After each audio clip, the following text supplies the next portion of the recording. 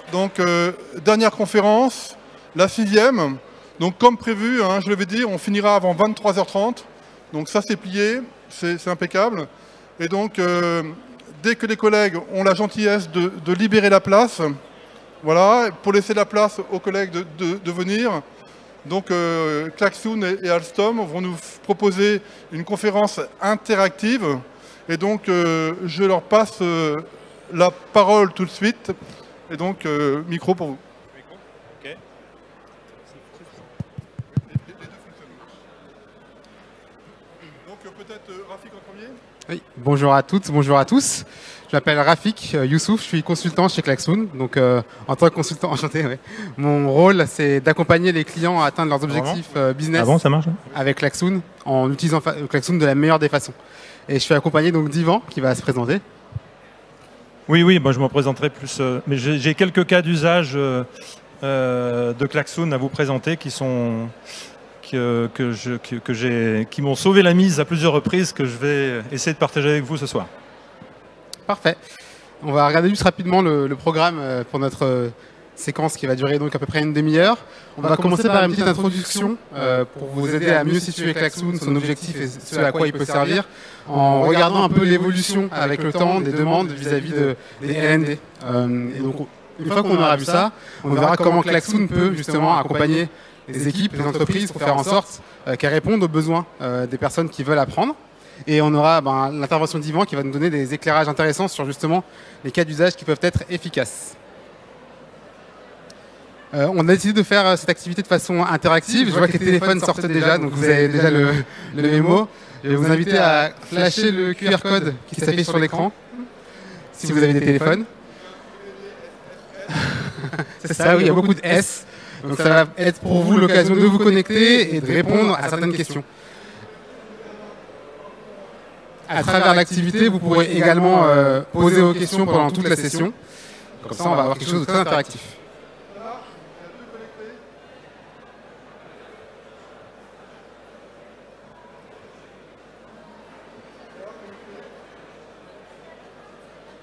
Pour commencer, une première question, très simple, un moyen de aussi tester le fait que ça fonctionne. Vous devriez voir apparaître sur votre écran une barre rose avec une question. Avez-vous déjà utilisé Klaxoon? Je vous invite à cliquer dessus et ensuite à répondre oui ou non. Je vois qu'il y a déjà des réponses, des fervents utilisateurs dans l'audience. Parfait. Ouais, il en reste quelques-uns qui ne connaissent pas l'outil.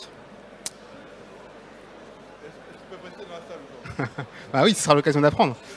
Une deuxième question, et là on va commencer à rentrer dans le vif du sujet. Cette question c'est, selon vous, quelle est la durée de vie d'une compétence professionnelle avant qu'elle devienne obsolète? Et c'est une question à laquelle vous allez pouvoir répondre. Vous allez voir qu'il y a plusieurs choix. Je vais vous inviter à mettre la réponse qui vous paraît être la bonne. C'est en année, oui.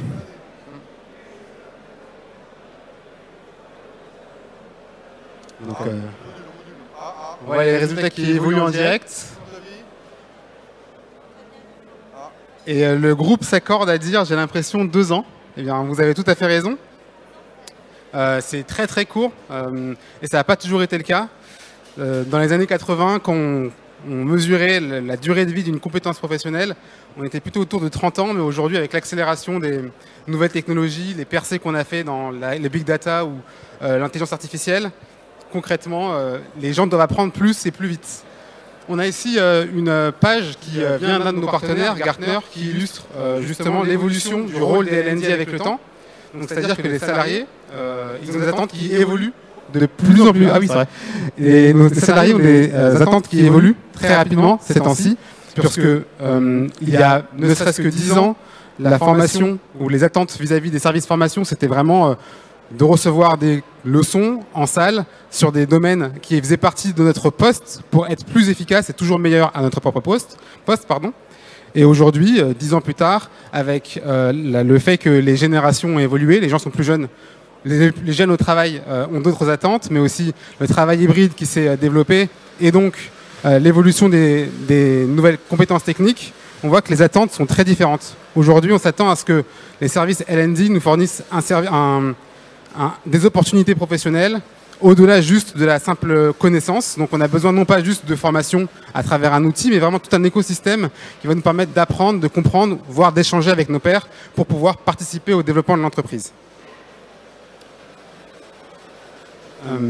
Ça peut paraître compliqué, mais il faut savoir que les basiques fonctionnent toujours, puisque 92% des employés disent qu'un programme de formation bien conçu, bien organisé, il permet vraiment d'avoir un impact positif sur leur niveau d'engagement. Donc une formation peut toujours être une réponse à cette demande des salariés aujourd'hui, si elle est bien construite. Donc il faut savoir comment bien la construire.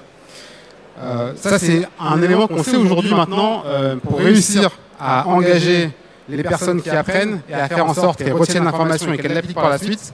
On peut plus se contenter d'être descendant. Et donc on voit dans cette pyramide que l'apprentissage passif, c'est un peu clair, mais l'apprentissage passif, il ne permet pas un gros rétention de l'information. En revanche, tout ce qui est actif, donc l'échange avec nos pairs pendant la formation, les exercices ou les tests qu'on peut faire en conditions proches du réel et le fait de pouvoir se mettre dans une posture de prof quelque part, avec une pédagogie un peu inversée, ça permet vraiment d'engager les participants et de les rendre vraiment acteurs, encore une fois, de la croissance de l'entreprise. C'est justement ce que Klaxoon permet de faire avec ce que nous proposons. On a une plateforme tout en un qui contient un ensemble d'activités qui vont permettre d'agir dans différents moments de la formation, avant, pendant, après, mais pas que dans la formation. Puisqu'on va proposer un écosystème qui va permettre justement de créer des communautés, de créer de l'engagement et donc d'être plus efficaces tous ensemble. Comme vous pouvez le voir, on a des activités pour construire et animer de la formation, d'autres pour générer de l'interaction, mais c'est un peu ce qu'on a utilisé jusqu'à présent, mais aussi des éléments pour partager du contenu de formation qui va être consultable, lisible et accessible à tout moment pour les salariés. On va pouvoir évaluer la compréhension avec des outils qui sont descendants ou alors du quiz, du sondage, voire de la gamification. Et enfin, on va pouvoir mesurer le feedback et la satisfaction des collaborateurs. Et c'est ce qu'on va voir aujourd'hui, puisque l'activité à laquelle vous vous êtes connecté, tout au long de la session, vous pouvez envoyer vos questions, vous pouvez participer et aussi suivre à l'issue de la session l'historique de ce qui s'est passé. Je vais maintenant laisser la parole à Yvan, qui va vous présenter certains de ces cas d'usage qui sont fort intéressants. C'est à toi, Yvan. Ok, merci. Bonsoir à tous et à toutes. Tout d'abord, désolé pour l'heure tardive. Le salon se finit. Oui, bravo d'être motivé de rester pour nous écouter. Alors, je vais vous présenter. Donc, je m'appelle Yvan Robet, je travaille à Alstom, le ferroviaire. Et je vais vous montrer un certain nombre de cas d'usage que j'ai trouvé utiles en fait, dans un milieu qui n'est pas forcément formation, mais pas que formation, pour ce genre d'outils, qui me semble répondre à des besoins assez nouveaux avec le distanciel, etc. etc. Voilà. Un petit mot de contexte d'abord pour vous situer formation produit. À Alstom, on fait des produits ferroviaires, donc on fait des trains, on fait de la signalation, on fait différentes choses. Et à la fin de cette activité d'Alstom, on finit toujours par une formation pour la prise en main de ces équipements. Ça s'appelle la formation produit. Voilà. Et moi, j'interviens là-dedans. Alors, donc, cas d'usage en formation. Moi, mon expérience avec Klaxoon démarre pendant la pandémie. Je ne sais pas si vous vous rappelez de cette chose-là, ça commence à être un peu lointain, mais nous, on est dans le contexte d'une formation contractuelle, il faut aller chez quelqu'un, chez un client, faire une formation. Donc mon moment de solitude commence avec Hanoï, donc on venait de finir un métro, et il fallait faire une formation client là-bas. À l'époque, les confinements commençaient à démarrer en France. Il y avait en plus une attente potentielle de 15 jours à la douane si on se blessait là-bas. Je me suis dit non, comment faire une formation à distance ? Et j'avais en face de moi un moment de solitude parce que j'avais 50 personnes dans une classe pendant un jour sur un sujet un peu rébarbatif. Comment faire pour que ça marche? Et c'est là que mes recherches m'ont fait découvrir Klaxoon, que j'ai donc appris à maîtriser. Et j'ai donc délivré cette formation. Vous voyez, donc voilà la classe. Il y avait des smartphones, des iPads. Et on a réussi à créer une interactivité dans cette classe. Il y avait un traducteur. Hein, vous voyez, je ne sais pas s'il y en a qui sont formateurs parmi vous, mais c'est pas facile en fait. J'étais à Paris, je suis resté chez moi. Donc j'ai dû travailler pendant la nuit. C'était donc à Hanoï. Il y avait cette classe qui était à Hanoï. Et il s'agissait c'était une des premiers modules. Il y a des centaines de modules quand on fait un métro. Il fallait impacter un petit peu, avoir quelque chose qui réveille les gens. J'avais un moment de solitude, mais en fait, ça s'est passé très très bien et très facilement avec cet outil, avec Klaxoon. On a eu des résultats qui étaient dithyrambiques, les gens étaient très contents, la formation est sortie du lot, les gens ont appris, c'était très très très interactif et très... Je me suis dit, waouh, je vais peut-être continuer. Quelques mois après, j'avais le même cas de figure à Montréal. Montréal, c'était la même chose et différent, c'est-à-dire qu'à Montréal, à l'époque, ils étaient confinés, donc ma classe, il n'y en avait pas, ils étaient chacun chez eux. Et donc j'avais une classe explosée, j'avais une vingtaine de personnes qui ne se connaissaient pas, qui étaient chacun chez eux avec leur chat, leur machin. On découvrait le distanciel à l'époque, vous voyez. Et je me dis, oui, comment je vais faire pour garder pendant 2 jours, comment je vais faire pour garder l'intérêt de 20 personnes pendant 2 jours? Je me sentais un petit peu seul, mais j'ai bâti sur l'expérience de Klaxoon que j'avais. Alors c'est peut-être slide suivant, si tu veux bien avoir le slide suivant, s'il te plaît, Lisa, merci. Oui, oui, voilà. Ah, ok. Oui, ça c'est les résultats. Mais en fait, on a fait des workshops. C'était le slide d'après, en fait. Ça, voilà. Donc ça, c'est un univers sur un board, enfin, pardon, un tableau infini. J'avais créé des espaces de couleurs qui étaient au-dessus, des passifs de couleurs au-dessus des photos des participants qui se présentaient sur le board. Ils étaient chacun chez eux, ils téléportaient leurs images. Puis après, j'ai dit, au fait, regardez la photo que vous avez au-dessus de votre photo, la couleur, et ça vous donne l'espace dans lequel vous allez aller. Et puis des classes virtuelles, et on allait faire 3 classes virtuelles avec des équipes qui ne se connaissaient pas. Ils étaient ravis parce qu'ils ne se connaissaient pas, ils ont fait connaissance les uns avec les autres dans les salles virtuelles. Il y a eu beaucoup d'activités, il y a eu une interactivité très forte. Et désolé, le slide était en désordre, mais le slide d'avant était en fait celui d'après. Vous avez le résultat, ils étaient très très contents, c'était ingénieux. Bon, c'est vrai qu'en plus on démarrait la pandémie, donc ils étaient très sensibles à l'effort qu'on avait fait pour changer. Voilà. Mais en tout cas, ça a très bien marché, résultat fantastique. Je me suis dit, waouh, ça c'est génial, je garde. Donc ça c'était mon expérience au sein de la formation. Et aujourd'hui, on fait souvent des formations finalement en distanciel avec des gens qui sont chez eux. Avec cet outil, sans beaucoup d'efforts, on arrive à créer vraiment une interactivité avec le contenu qui facilite mais énormément la formation. J'ai vu une question passer pendant que tu parlais. Oui. Une question au sujet de la façon dont l'outil a été perçu par les participants après le premier usage. Qu'est-ce que tu peux dire à ce sujet ? C'était toujours positif. Il y a une période d'adaptation parce qu'il faut aussi évidemment introduire l'outil et former les gens. Voilà, vous cliquez là, regardez, et faire comme avec vous. Regardez le QR code, regardez. On vous a pas beaucoup aidé, mais peut-être que vous avez essayé de cliquer ici et là. Voilà, il y a cette partie effectivement inhabituelle qu'il faut savoir maîtriser. Mais en fait, c'est assez simple. L'effort, il est vraiment mis dans la préparation. Et quand c'est bien préparé, finalement, c'est très fluide pour l'utilisateur. Et c'est très efficace. Et l'utilisateur d'ailleurs, il garde ça dans son smartphone, il part de la formation, il a ça dans sa poche. C'est aussi un plus. Et là, c'est une formation contractuelle, on pouvait même faire les signatures, parce que vous savez, quand on fait une formation contractuelle, il faut faire signer tout ça. Il le faisait en ligne, en fait, avec ça. J'avais pas moyen d'aller me déplacer chez toutes ces personnes qui étaient disséminées au fond du Québec. Et donc, ça s'est passé très simplement, c'était vraiment l'outil de la situation. Encore une fois, contexte, formation. Mais vraiment très très bien, j'étais très content. Aussi Klaxoon, franchement, heureusement qu'ils sont là, à ce moment-là. Bon, ça ne se limite pas là, il y a d'autres cas d'usage que j'ai découvert après.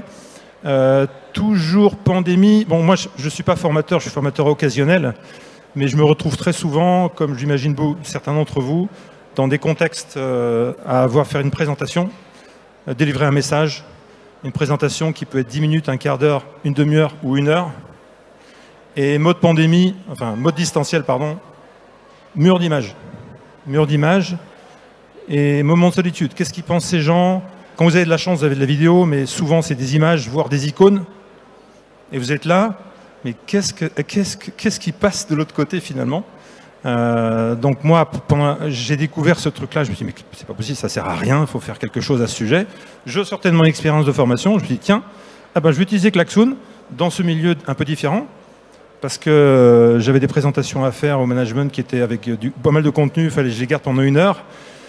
Il y avait pas mal de gens, il y avait une 50aine de personnes. Je me suis dit, tiens, c'est semblable à Hanoï, je fais pareil. Et ça donne ça, donc on peut faire sur un ordinateur, faire apparaître des questions. Et finalement, c'est très intéressant parce que vous voyez, il y a deux choses qui se créent en fait avec les meetings en ligne, vous avez dû le vivre.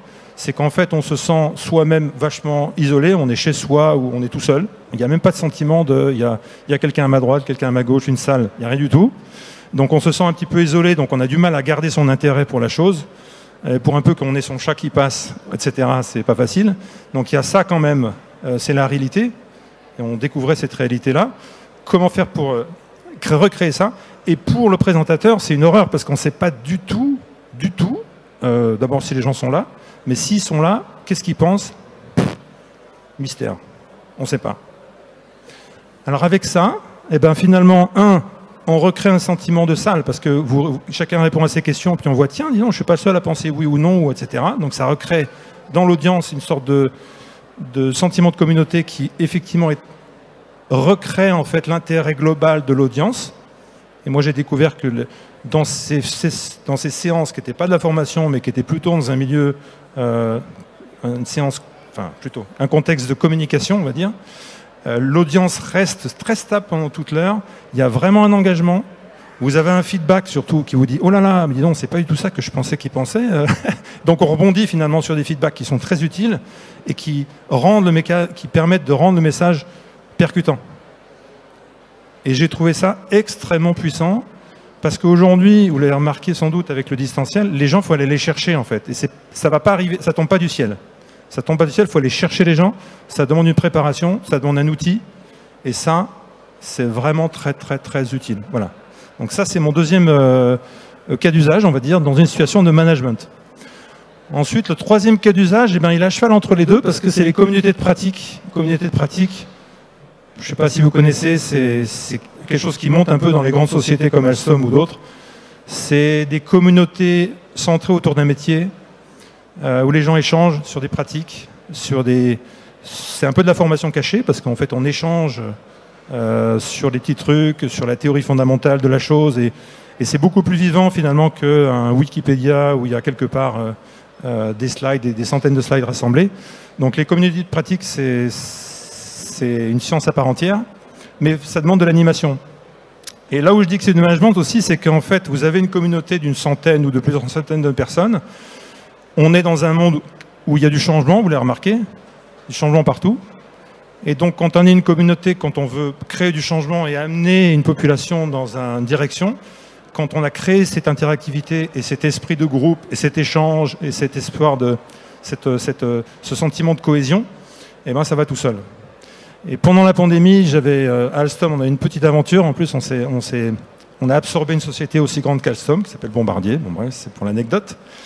Et j'avais le rôle de créer une communauté de pratique Alstom et ex-Bombardier, donc des gens qui se connaissaient pas, qui s'étaient jamais rencontrés. On ne pouvait pas encore voyager. C'était vraiment un contexte fantastique. Il fallait créer donc cette communauté de pratique. Bon, bah, tout de suite, j'ai pensé évidemment à Klaxoon. Et je me suis attelé à ça. J'ai imaginé une séance d'introduction où les gens, pour comprendre, c'était des gens qui étaient un peu disséminés partout dans le monde, donc il n'y avait pas de localisation. Mais j'ai réussi à recréer avec des bibules comme ça une réunion sur le board où les gens s'échangeaient des goodies et des photos et des machins et serraient les mains virtuellement et s'envoyaient des petits post-it. Et ça a créé une interactivité qui était très sympa. Et c'est resté, donc depuis ce groupe-là, il représente 300 personnes. Ça fait le tableau sur lequel j'ai rassemblé tout le monde au départ. Il est ouvert en permanence jour et nuit depuis 3 ans maintenant. Ce tableau, on s'en sert à chaque fois qu'on fait une réunion, à chaque fois qu'on fait un webinar. On met les présentations sur ce tableau. Et je suis trop long, je suis désolé. C'est impeccable. C'est bon? Je suis dans les temps. Désolé. C'est bon? C'est bon? Ok. Où j'en étais? Oui. Donc, communauté de pratique, on est dans un univers qui est à cheval entre le management et la formation. Il faut donner l'envie aux gens de venir, parce que c'est un truc très volontaire, vous voyez, les communautés de pratique. Et on a besoin d'avoir un climat, un certain climat de partage, un climat où on est un peu détendu. Voilà, le rose, les couleurs, tout ça, le board, les outils, l'interactivité, ça va très bien avec. Ça, c'est le résultat d'un sondage que j'ai organisé il y a 2 semaines de ça, un sondage pour tester l'audience pour savoir si jamais on répondait à la demande, etc. Ah, c'est génial, l'interactivité, c'était fantastique, on aime ça. C'est extrêmement disruptif à Alstom. Il y a d'autres communautés comme ça à Alstom qui sont beaucoup plus formelles, Teams et tout ça. Là, c'est très disruptif. Ce sondage, par exemple, a été fait complètement, vous ne l'avez pas là, mais il faut imaginer que vous avez un computer, vous avez des objets, des trucs à cliquer, vous voyez tout le monde, des trucs qui se baladent partout, parce que on avait 50 personnes ce jour-là, on n'avait pas tout le monde, mais vous avez des objets qui se baladent partout, vous dites, ah, c'est super, on est comme si on était ensemble. Il y a un sentiment d'être ensemble qui va assez bien avec la communauté de pratique. Un sentiment d'appartenance. Voilà, c'est ça. Voilà. C'est ça. Je vous coupe, quitte à ce qu'on revienne sur vos pratiques, pour savoir s'il y a des questions ou des réactions dans la salle sur Klaxoon. D'abord, merci, parce qu'on a fait un tour du monde avec vous, hein, de Hanoï à Paris et de Paris à Montréal. Hein, donc, vous deviez travailler le jour et la nuit. Hein, donc, la Terre est ronde. Vous nous apportez la preuve que la Terre est ronde. Et puis, on a donc différents usages de Klaxoon, comme outil de formation, comme outil d'animation et comme outil à la fois d'animation et de formation. Donc voilà, donc maintenant je me tourne vers la salle pour savoir s'il y a des questions ou des demandes de précision sur les usages de Klaxoon par l'entreprise Alstom au niveau mondial. Non, c'est clair? Oui? Est-ce que vous pouvez vous présenter? Oui, bonjour, Christine Calais pour Emploi Numérique. Je voulais savoir sur les 3 usages que vous avez présentés, pour vous, dans lequel c'est le plus efficace, finalement, selon vous? C'est dur de répondre à cette question. Moi, je pense que ma réponse, elle est teintée de mon rôle. Moi, je suis accessoirement formateur, vous comprenez. Et dans mon rôle de management, aujourd'hui, je trouve que quand on est dans une position où il faut communiquer, échanger des idées, on est dans un monde qui a changé. On est beaucoup dans des formations, enfin, dans un contexte qui finalement peut se rattacher à de la formation parce qu'il s'agit de faire passer un message. Il n'y a plus de salle aujourd'hui. Moi, ça fait 3 ans que j'ai plus de réunions quasiment en présentiel dans une salle avec des vrais gens qui sont là. Vous voyez, donc on est passé dans un mode distanciel et pour moi, le plus efficace, c'est là, dans ce nouveau mode de travail. Évidemment, c'est utile en formation, mais moi, je pense essentiellement du fait de mon rôle à cette évolution des façons de travailler. On est en distanciel, les gens sont chez eux. Il y a extrêmement de distanciel et beaucoup de désengagement. Désengagement par rapport au sujet. Vous avez beaucoup de... Vous voyez, les messages ne percutent pas pareil. Vous voyez ce que je veux dire? Beaucoup de présentations et finalement d'efforts perdus parce que les messages ne passent pas. Passent moins, en tout cas qu'avant. Donc pour moi, c'est là que c'est le plus efficace. On va prendre une dernière question et après on a un quiz. Ouais, j'ai une question rapide. En fait, vous utilisez beaucoup Klaxoon et je voulais savoir en fait si c'est une pratique que vous avez du coup déployée au sein d'Alstom, parce que vous êtes beaucoup. Est-ce que d'autres managers, d'autres directions, est-ce que vous avez donné envie en fait d'utiliser Klaxoon? Oui, la question est très bonne. La question est très bonne. Il y a quelques centaines. Alors, cet outil fait partie des outils proposés par ce qu'on appelle Alstom University, qui est l'antenne learning de la société. Et il est utilisé principalement par des formateurs. Donc, il y a quelques centaines de personnes qui l'utilisent dans un contexte de formation. Là où la question est très bonne, c'est qu'en fait, c'est vrai que dans une population de management, on va un peu moins tenter de faire différent des autres, vous voyez. On est plutôt plus à l'aise, même si le message ne passe pas, de faire un peu comme tout le monde. Allez, je déballe mon team, finalement ça n'écoute pas, mais je fais comme tout le monde, je ne sors pas la tête, je sais pas. Il y a un peu une décision de faire différent, je ne sais pas si c'était le sens de votre question, mais il n'y a pas beaucoup de personnes dans la catégorie manager qui l'utilisent. Je me permets de le faire parce que je joue avec mon image et puis je suis formateur moi-même, je peux me le permettre. Et puis on me le pardonne jusqu'à là, donc tout va bien.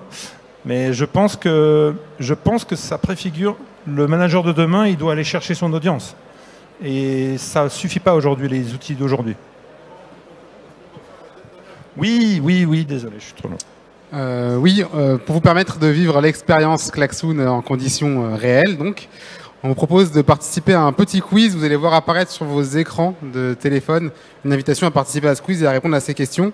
On réaffiche le QR code si besoin. Et je vous souhaite très bonne chance. pouvoir regarder les résultats ensemble ensuite.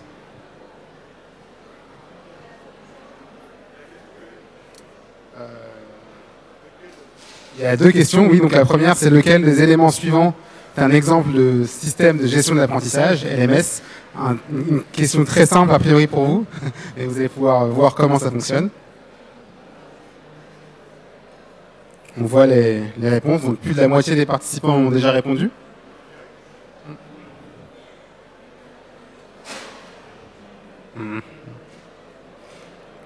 Et donc la réponse était Moodle ici. Effectivement, ni Photoshop, ni Salesforce, ni Excel ne sont des LMS. Question suivante, combien de temps est-ce qu'on a mis pour préparer toute cette présentation et l'intégrer avec Klaxoon?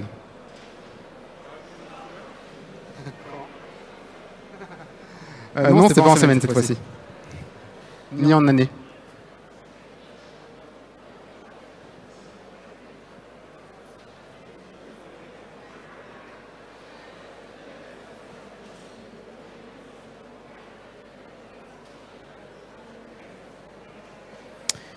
Et la bonne réponse, je vois que les réponses ont été partagées, c'était bien 10 à 15 minutes parce qu'on a vraiment fait dans un coin de table tout à l'heure. Pour vous montrer que la réponse est simple, d'être interactif avec Klaxoon, 10 minutes peuvent suffire. Je crois que j'ai vu une question passer tout à l'heure, quelqu'un qui demandait est-ce qu'on pouvait utiliser Klaxoon comme moyen de connecter les participants plutôt qu'utiliser un outil de visio. Alors oui, c'est tout à fait possible, puisque Klaxoon intègre un outil de visio qui est accessible dans la session, comme on le fait aujourd'hui, donc pour les moments de travail en synchrone. Il est intégré directement, il est maison, et aussi sur le board, donc notre table blanche taille infinie, on peut faire apparaître les vignettes avec les visages des personnes et le son pendant qu'on travaille ensemble. Voilà, merci beaucoup pour votre écoute et votre participation. On lance une autre activité à laquelle vous allez pouvoir répondre maintenant ou plus tard. Oui, c'est la dernière, mais vous allez pouvoir y répondre même en partant. Il s'agit d'une session de feedback. Donc vous allez voir un sondage apparaître sur vos écrans. Vous allez pouvoir répondre et ces feedbacks vont nous être très riches et très utiles. Merci beaucoup. Merci beaucoup.